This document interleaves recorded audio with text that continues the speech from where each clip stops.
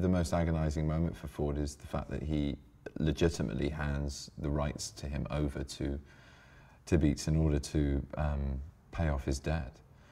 And it's like a loan, it's like a mortgage in a way. It's loaning this entity, this valuable, fiscally valuable human being in lieu of him paying back a debt that he owes. So it's horrendous. He knows he's feeding the Christian to the lion. He knows what he's doing, and it tortures his soul.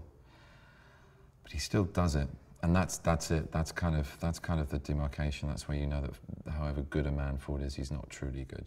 He can't be. And I think it's very easy though to judge him with 21st century eyes. I think even Solomon is very sympathetic to the fact that he's a man born into his circumstance. But you know, being objective about it, it's hard to see the good in a person at that moment in time.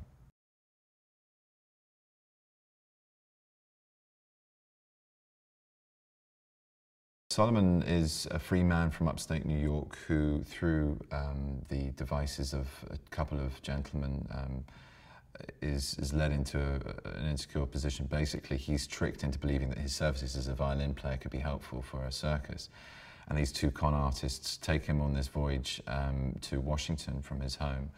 And at that point, with the president, the first president, I think, to die in office, his funeral cavalcade and the whole town is turned over to that. So the fact that Solomon's being promised money and that all this sort of pageantry is happening around him kind of, I don't know, I think it must distract him from the two con artists' ploy, which is basically to get him enslaved. And they do that by drugging his drink. He feels groggy, goes to bed and wakes up one morning a slave in a pen underneath a house in Washington.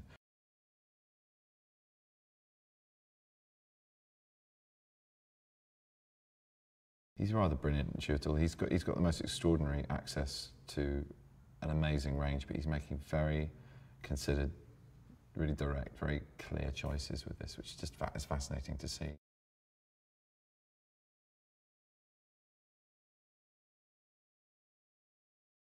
Steve's a wonderful director to work for. He's very clear. He has, I mean, his visual aesthetic, what you enjoy in an audience, you enjoy as an actor as well, because there's a real purity of purpose between the performance space and the camera. It's kept very simple.